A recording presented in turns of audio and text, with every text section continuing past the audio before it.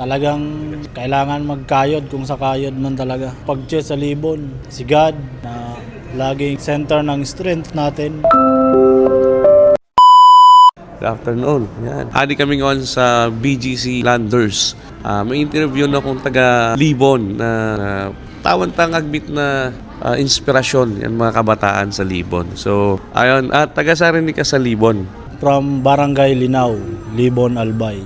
Ako nga pala si Junard Paul Cate, ang taga Linao. Graduate ako sa Linao Elementary School hanggang sa Libon Agro-Industrial High School. Tapos sa college, University of St. Anthony. Course ko sa USAN, Bachelor of Science in Criminology. Sinuwerte man makapasar sa board way back year 2017. Then the year after, nag-apply ako sa Bureau of Fire. Luckily, sa first take, nakuha ko naman agad. Kata, bumbero yan napili mong profesyon. Pagkatapos no graduation ko no college, nakapasar ako sa board. I was only 20 years old that time. Pa man ako pwede mag-apply sa uniform. So nag-21 ako, 2017. Ang hiring lang nun, PNP, ay PNP SAF. Pero pangarap ko talaga maging police. Since college, first year, police na talaga. Di ako tinugtan ng parents ko na mag-apply sa SAP.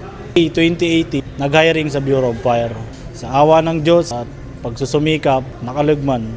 Try man sa first take. Ayan, ano yan pwede mong ma-advise sa mga kabataang libongenyo na nangarap maging uniform personnel or bumbero? Sa mga kabataang taga-Libon, gusto man mag-join sa uniform, mga fresh graduate, mga bagong pasar board, ay nakakal kaya yan na the calling. Kung daaman ka sa puso mo magserbisyo, daw unong pirit mo, trinay mo dahil well compensated.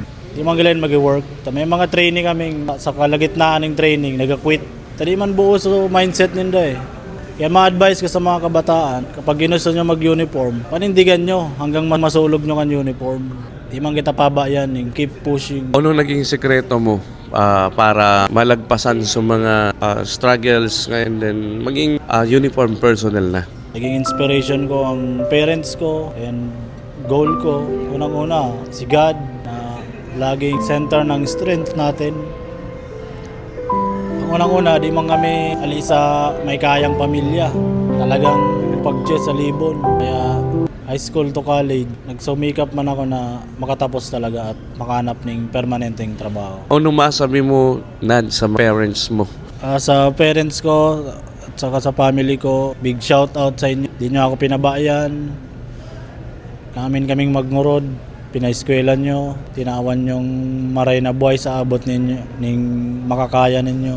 So, I'm very thankful. Tsaka sa iba pang relatives ko na talagang todo support nung naipon pa sana ako sa buhay. Arevalo, Cate, Aguilar and Olea family. Mga di ko na nabanggit, aram nyo na kan kung sisay tabi ka mo. Big shout out and thank you to all the support. Hindi man tayo